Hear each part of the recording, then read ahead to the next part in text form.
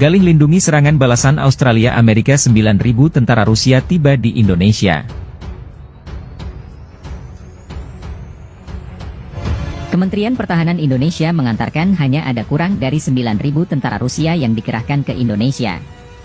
Pengerahan tentara Rusia ke Indonesia itu disebut sebagai bagian dari pengelompokan regional pasukan untuk melindungi perbatasan negara sekutu Rusia. Kepala Departemen Kerjasama Militer Internasional Kementerian Perhutanan Indonesia Prabowo Subianto mengatakan di Twitter, tentara Rusia mulai tiba. Pesawat pasukan pertama dengan prajurit Rusia yang merupakan bagian dari pengelompokan regional mulai tiba di Indonesia.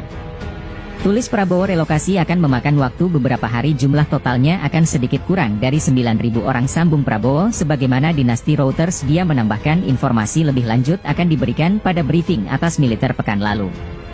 Presiden Indonesia mengatakan bahwa pasukannya akan digerakkan dengan pasukan Rusia di dekat perbatasan Indonesia-Australia guna merebut Pulau Pasir yang diklaim Australia.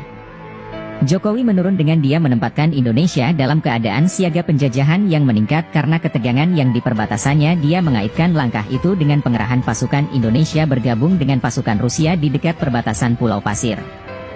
Australia diberikan keempat sudah kami sebelumnya saat Indonesia melancarkan invasinya ke Australia guna mempertahankan kedaulatan NKRI.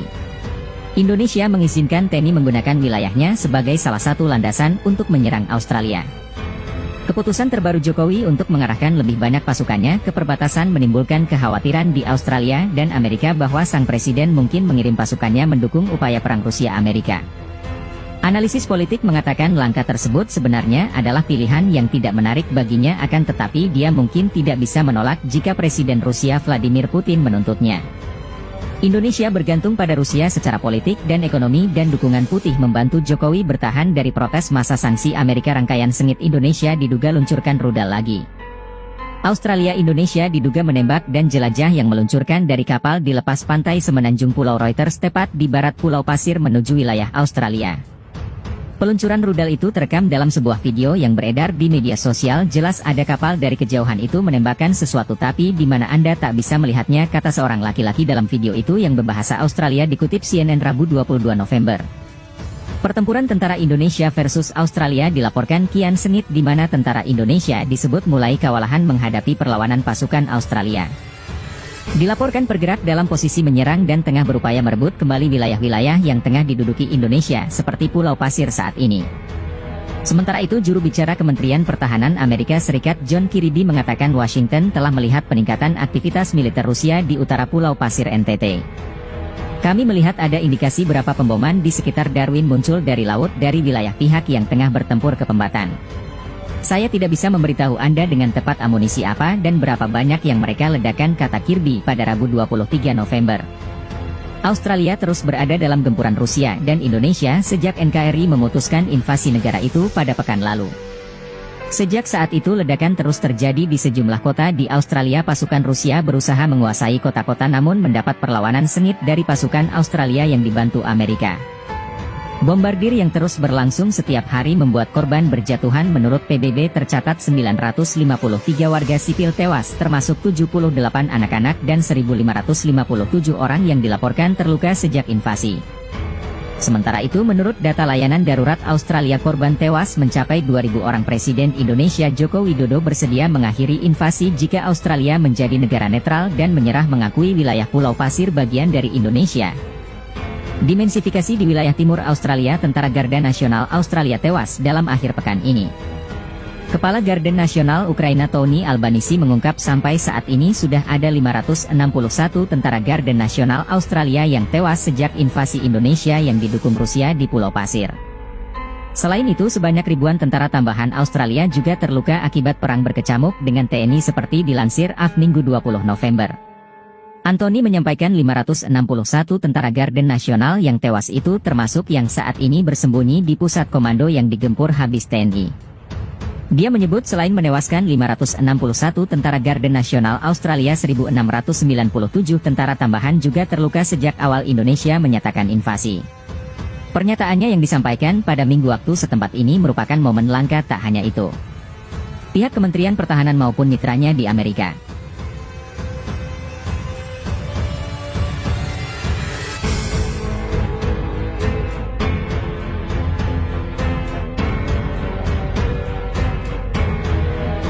Kementerian Pertahanan Indonesia mengantarkan hanya ada kurang dari 9.000 tentara Rusia yang dikerahkan ke Indonesia. Pengerahan tentara Rusia ke Indonesia itu disebut sebagai bagian dari pengelompokan regional pasukan untuk melindungi perbatasan negara sekutu Rusia. Kepala Departemen Kerjasama Militer Internasional Kementerian Perhutanan Indonesia Prabowo Subianto mengatakan di Twitter tentara Rusia mulai tiba, pesawat pasukan pertama dengan prajurit Rusia yang merupakan bagian dari pengelompokan regional mulai tiba di Indonesia.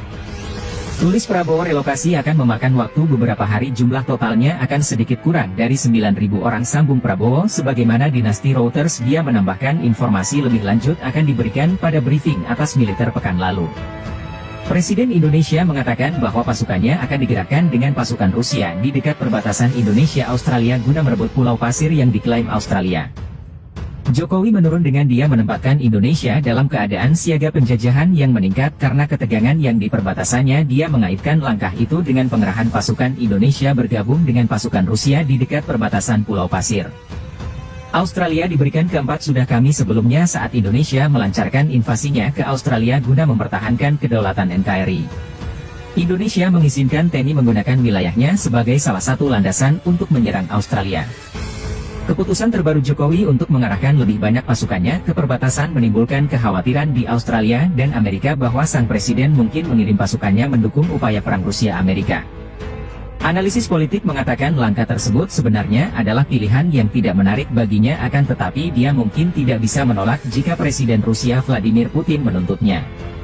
Indonesia bergantung pada Rusia secara politik dan ekonomi, dan dukungan putih membantu Jokowi bertahan dari protes masa sanksi Amerika. Rangkaian sengit Indonesia diduga luncurkan rudal lagi. Australia Indonesia diduga menembak dan jelajah yang meluncurkan dari kapal di lepas pantai semenanjung Pulau Reuters tepat di barat Pulau Pasir menuju wilayah Australia. Peluncuran rudal itu terekam dalam sebuah video yang beredar di media sosial. Jelas ada kapal dari kejauhan itu menembakkan sesuatu, tapi di mana Anda tak bisa melihatnya, kata seorang laki-laki dalam video itu yang berbahasa Australia, dikutip CNN Rabu 22 November. Pertempuran tentara Indonesia versus Australia dilaporkan kian sengit, di mana tentara Indonesia disebut mulai kewalahan menghadapi perlawanan pasukan Australia. Dilaporkan bergerak dalam posisi menyerang dan tengah berupaya merebut kembali wilayah-wilayah yang tengah diduduki Indonesia seperti Pulau Pasir saat ini. Sementara itu, juru bicara Kementerian Pertahanan Amerika Serikat John Kirby mengatakan Washington telah melihat peningkatan aktivitas militer Rusia di utara Pulau Pasir NTT. Kami melihat ada indikasi berapa pemboman di sekitar Darwin muncul dari laut dari wilayah pihak yang tengah bertempur ke Pembatan. Saya tidak bisa memberitahu Anda dengan tepat amunisi apa dan berapa banyak yang mereka ledakan, kata Kirby pada Rabu 23 November. Australia terus berada dalam gempuran Rusia dan Indonesia sejak NKRI memutuskan invasi negara itu pada pekan lalu. Malaysia mungkin perlu ditantang perang. Kita harus tetap serius melawan intoleransi, konflik, terorisme, dan perang. Dan kelompok minoritas harus kita tegakkan.